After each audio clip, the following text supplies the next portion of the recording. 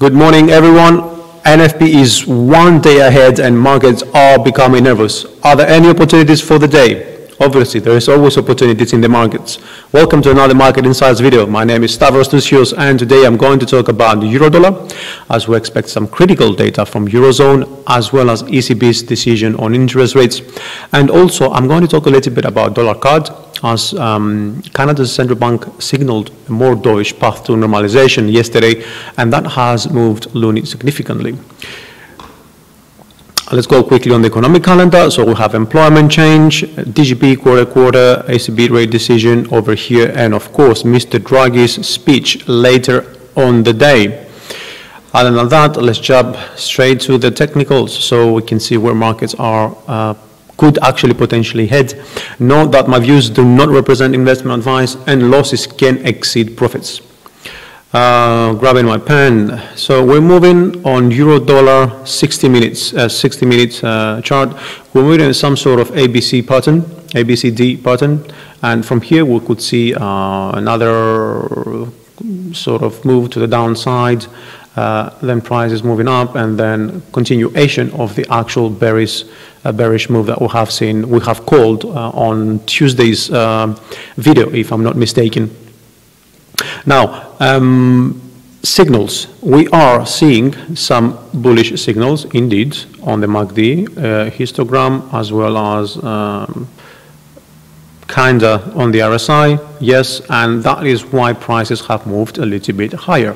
Now, as long as prices remain below this trend line, we could still be looking for bearish pressures to continue. Okay, and that is also supported by a bearish bias. I'm sorry, bearish divergence signal, which seems to span over a longer period than the bullish divergences. So this makes it a little bit stronger. Okay, just make a note on that because it is important. Now we are on the second wave to the downside. Okay, so this is one move, and this is the exact replication of the second move, and this is where we saw a rejection. This rejection caused an upside move to another rejection to the top, where it caused it formed a wave C. Now we could be looking at this move to have ended like here, because we could consider this to be wave C, wave D, and wave E. So from here we could see prices just going all the way straight down. But that, of course, depends on what's happening with retail sales, GDP, as well as the ECB's decision. What down on the 30 minutes chart, we are trading in a range, indeed, quite tight, and even tighter for the day of 100, what is it? Yeah, some sort of 10 pips or so, 15 pips. We want to draw this line as well because could be a first support, second support, and then we have first resistance, second resistance, and of course a third lever up here. Those levels are very important for the array of data that is coming out very soon. Now note that expectations for ECB are that ECB will most likely change the downward revise the outlook for Europe's economy.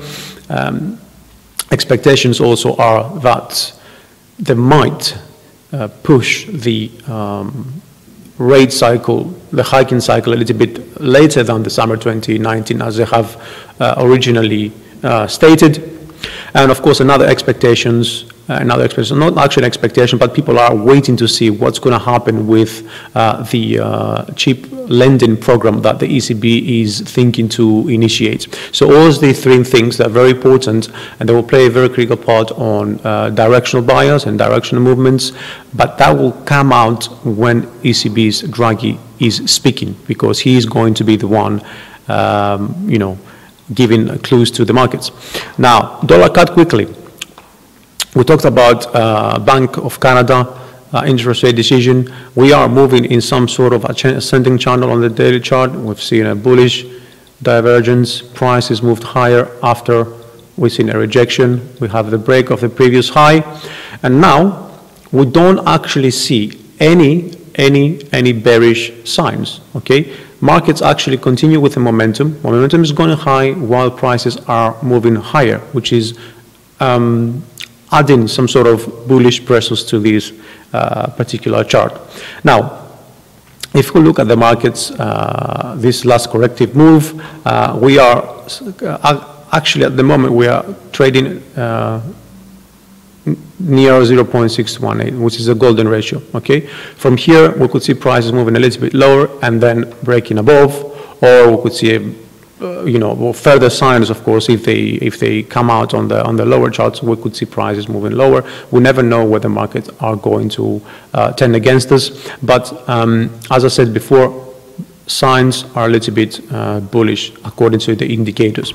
Now, I want to go quickly on the 4-hour chart just to have a better view of what notes I made. Okay, so we have 1, 2, 3, 4, 5. That would be an impulse wave to the upside if, of course, it eventuates. Now, we've broken above this level, quite good, with a good momentum, okay? From here, if we draw the Fibonacci extension, if we use the Fibonacci extension tool, our next level to reach is 1.3555.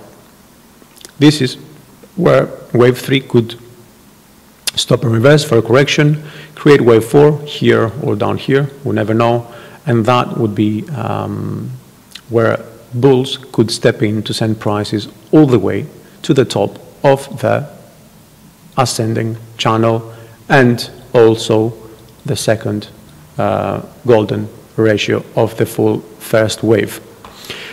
Note that there is some sort of bullish signals here supporting the triggering the move, and that is a good indication as well. At the same time, know that as with the euro dollar, we don't see any signs of bearishness apart this sort of move over the past few hours, which could, as I said before, could initiate some sort of correction in the short term before prices move to the third wave and then back lower. Okay.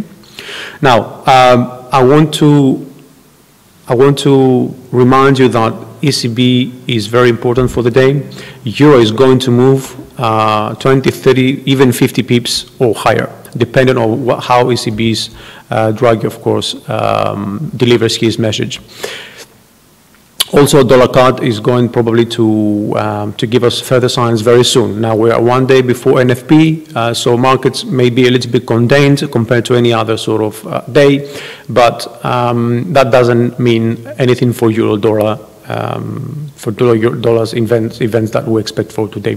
Thank you for watching our daily video for one more day. Feel free to subscribe to our channel to stay updated about the markets. Don't forget to visit our blog, because that will cover latest news, will publish trading ideas, and provide all the necessary tools to serve you responsibly.